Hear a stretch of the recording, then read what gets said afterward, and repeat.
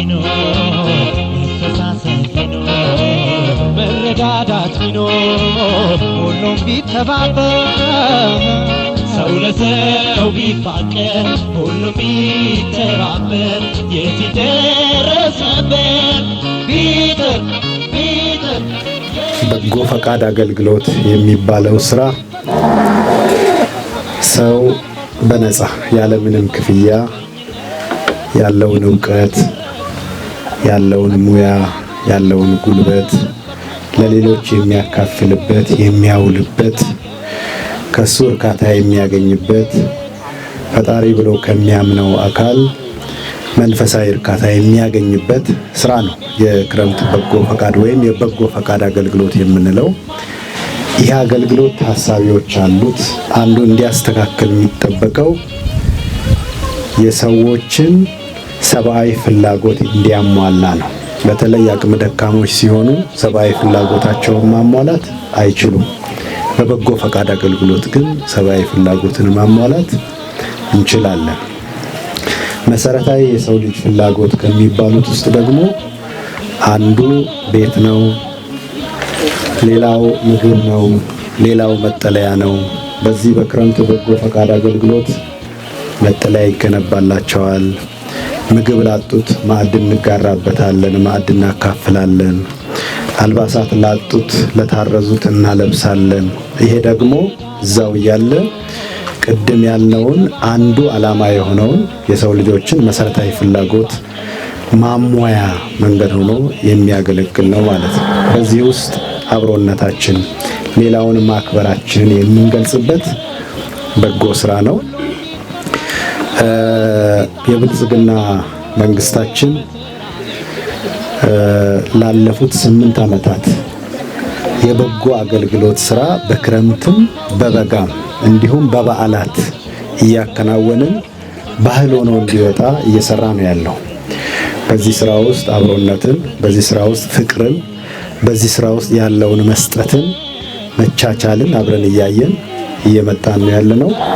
ብልጽግና የሚፈልገው ግን ባህል ሆኖ እንዲወጣ ነው። ሰው ባለበት ቦታ ሁሉ ይሄ በጎነት፣ ይሄ አብሮነት አብሮ እንዲመጣ ነው። ኢትዮጵያ ውስጥ ያለው ለሌለው እያካፈለ ከሄደ፣ በጎረቤቶቻችን ያለው ለሌለው እያካፈለ የሚሄድ ከሆነ ሰው ተቻችሎ የሚኖርበት አብሮነት፣ ፍቅር የሚመሰረትበት እያደገ እየጠነከረ የሚሄድበት ስርዓት አድርጎ ነው የሚያስበው። ብልጽግና ስርዓት እንዲሆን ባህል እንዲሆን ጎልብቶ እንዲወጣ ነው እንጂ በየዓመቱ 1-2 ቤት በመገንባት ብቻ አይደለም። ይሄ አብነታዊ ስራ ነው። ይሄ ስራ እንደምታስታውሱት በመሪዎች ነው የሚመራው። ከጠቅላይ ሚኒስትራችን ጀምሮ ነው ቤት ማፍረስ ቤት መገንባት የተጀመረው። በኢትዮጵያ ውስጥ ባለፉት 8 ዓመታት በዚህ አገልግሎት ብቻ በብዙ መቶ ሺዎች የሚቆጠሩ ቤት ያጡ ሰዎች ባለቤት ሆነዋል። ልጅ ማስተማር ያቃቱት ልጆች ማስተማር እየቻሉ ነው ያሉት። ለነገ ለዚች ሀገር የራሳቸውን አስተዋጽኦ የሚያበረክቱ ሰዎች በዚህ ፕሮግራም ውስጥ እየተሳተፉ ሰው እየሆኑ ለኢትዮጵያ አስፈላጊ ሰው ሆነው እንዲወጡ እየተቀረጹ ነው ያሉት። እንደምታውቁት በዚህ ፕሮግራም አካባቢዎቻችን እንዳይራቆቱ ደን እየተከልን ነው ያለነው፣ ፍራፍሬ እየተከልን ነው ያለነው። ይሄ ብቻ አይደለም፣ ማዕድ እየተጋራን ነው ያለነው። ለአቅመ ደካሞች ቤት እየተሰራ ነው ያለው፣ የቤት ቁሳቁስ እየተሟላ ነው ያለውና አብሮነቱ ፍቅሩን አብረን እየተጋራን ነው ያለነው ማለት ነው። ችግኙን ስንተክል በጋራ ስንተክል አብረን የምንተክለው ፍቅሩን ነው፣ አብሮነቱን ነው፣ አንድነቱን ነው። ማዕድም ስንጋራ የምንጋራው አብሮነቱን ነው፣ በጎነቱን ነው የምንማረውና ይሄ ስራ ቀጥሏል። በዚህ ዓመት በክልላችን በዚህ ፕሮግራም በክረምቱ ብቻ ከ2000 በላይ ቤቶች እንገነባለን። በከተሞቻችን የሚገነቡ ቤቶች በሙሉ የህንፃ ቤት ናቸው። እንደ ድሮ በእንጨት ቤት አንገነባም። ምናልባት ራቅ ያሉ ገጠር አካባቢዎች ካልሆኑ በስተቀር ከተማ በሙሉ በህንፃ ነው የምንገነባው። ስለዚህ ደረጃቸውን የጠበቁ ቤቶች ገንብተን እናስረክባለን ማለት ነው። እንደምታዩት ዛሬ ከያሉበት ሰብስቦ ከመስክ ሰብስቦ ስቦ ወደዚህ ያመጣቸው ቅድም እንዳልኩ ስርዓት እንዲሆን ታሳቢ ተደርጎ ወደዚህ ያመጣው የእናንተ አክብሮት፣ የእናንተ ፍቅር፣ እናንተም ካላችሁ ለሌሎቻችሁ እየተከፋፈልን እንድንኖር ነው የሚፈለገው። ይሄ ነው። ይሄ የኢትዮጵያዊነታችንን ባህል ነው። ሃይማኖቶቻችን የሚያስተምሩት ይሄንን ነው። ይሄን አጎልብተን እንድንሄድ ነው። የክልላችን ጤና ቢሮ አጠቃላይ አመራሮች፣ ኃላፊዎች በሙሉ እዚህ ነው የሚገኙት። ይሄንን ቤት ሰርተው የሚያስረክቡት የክልሉ የጤና ቢሮ ኃላፊዎችና ሰራተኞች በአንድ ላይ ሆነው ነው። ሁሉም ኃላፊዎች ከስራ ገበታቸው ተነስተው ወደዚህ የመጡት በዚህ ቤተሰብ ምክንያት ያለን አብሮነት ለማሳየት ነው። እግረ መንገዱ ደግሞ ቡኢ ላይ ያሉ ሌላ አቅሙ ያላቸው ባለሀብቶች፣ አቅሙ ያላቸው ሴክተሮች፣ ሌሎችም ያለው ለሌላው እንዲያጋሩ ባህሉን ለማውረስ ነው። ስለዚህ የጤና ቢሮ ይሄን ቤት ገንብቶ ለማስረከብ ወደ 1.6 ሚሊዮን የሚያህል የገንዘብ በጅቶ ነው ይሄንን ቤት የሚያሰራው። ቤቱ እንዲንዛዛ አንፈልግም። ቢያንስ ለመስቀል እዚህ ቤት እንዲያከብሩ ነው የምንፈልገው ማለት ነው እኛ በተመሩ። ስለዚህ በዛ አይነት መንገድ ፈጣን በሆነ መንገድ ይሰራሉ። ገንዘቡን እየሰጡ ክትትሉን እያደረጉ ይከታተላሉ። የምትመርጧቸው የግንባታ ባለሙያዎች በጣም ትክክለኛ ባለሙያዎች መሆን አለባቸው። ባለፈው ኢንሴኖና ማረቆ ላይ ቤቶች ጎብኝተን ነበር። ፌዴራል መንግስት ያሰራቸው ቤቶች ነበሩ። ወደ 18 ቤቶች በሁለቱም ጋር 99 ቤቶች ነበሩ። ያለፈው ፍትህ ሚኒስቴር ያሰራቸው አንዱ ቤት ሌላ አይነት ቅርጽ፣ ሌላው ቤት ሌላ አይነት ቅርጽ ነበረ። ተመሳሳይ ገንዘብ ነው የወጣላቸው። ከፊሉ ትክክለኛ ጥሩ ቤቶች ነበሩ። ያን የሰሩት የአካባቢው ገንቢዎች ናቸው። ይሄ ቤት በትክክለኛ አይነት ባለሙያ ነው መሰራት ያለበት ማለት ትክክለኛ ቤት መሆኑን ማየት አለብን። መስከረም ላይ ደግሞ መጥተን እዚህ በዓል ስናከብር አብረን ከነሱ ጋር ስንደሰት ማየት አለብን ማለት ነው። ጥሩ ሆኖ መገንባት መቻል አለበት። እሱ ጥንቃቄ ይፈልጋል። ስለዚህ ለዚህ ቤተሰቦች እንኳን ደስ አላችሁ ነው የምንለው። ከዛ ውጪ ጤናዎች ልጆች አላቸው ልጆች ስንት ልጅ አላቸው? 3 ልጆች አላቸው። የሚማሩ ልጆች አሉ? ገና ናቸው፣ ህፃናት ናቸው። በጣም ጥሩ። እንግዲህ የሚማሩ ልጆች ቢኖሩ አብረው የትምህርትንም የዓመት ቁሳቁስ እየቻሉ በየሄዱ ያሉት ሴክተሮች ይህን እንዲያደርጉ ነበርና ስለዚህ እድለኞች ናችሁ። እንኳን ደስ ያላችሁ። ደግሞ በዛሬ ዕለት የደረሱት ጤናዎች ናቸው። ከሁሉ በላይ ዋናው ጤና አይደል? በጣም ትልቅ ነውና ስለዚህ ቤቱ አልቆ በሰላም ያገናኘን።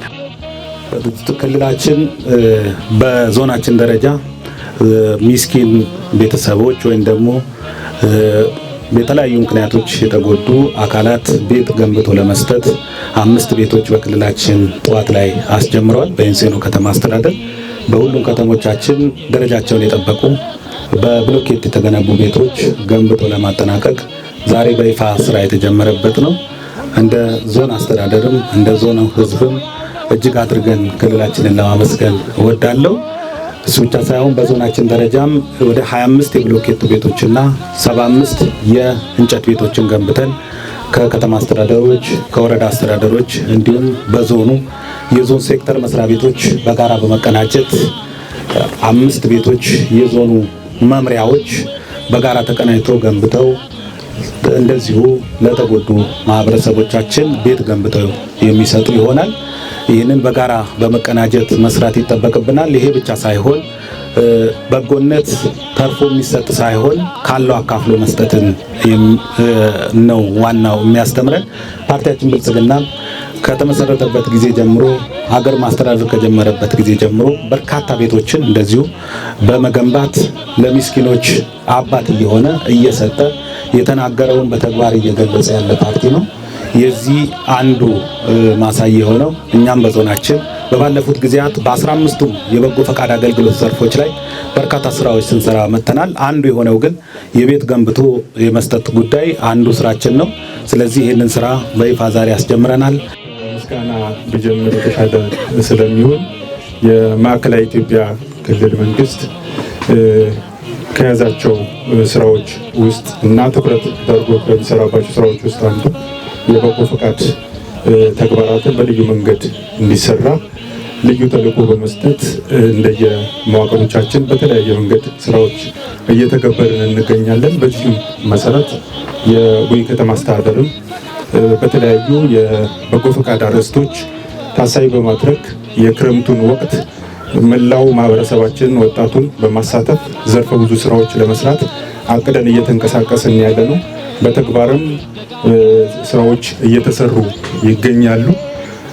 በዛሬው ዕለት ደግሞ የክልሉ መንግስት በአንድ በኩል ይህንን ስራ ለማጠናከር እና ለማበረታታት እንዲሁም ደግሞ በከተማችን አቅም ያጠራቸው ምስኪን ማህበረሰብ ክፍሎችን ለይታችሁ አሳውቁን ባሉን መሰረት ዛሬ እዚህ የምንገኝበት ቅጥር ግቢ በኋላ ፕሮፋይላቸው የሚገለጸው ነው አዘጋጅተን ተገኝተናል ማለት ነውና በዚያው አጋጣሚ የክልሉ መንግስት መርጦ የኛ ከተማ ላይ ይህንን ሀብት እንዲያርፍ እና የቤት ግንባታ 100% አጠናቅቄ እሰጣለሁ ብለው ስለሰጡን በከተማ አስተዳደሩ ህዝብ ስም ልባዊ ምስጋናችንን ማቅረብ እንፈልጋለን። ትልቅ ምስጋና ቢሰጥልን ከቤቱ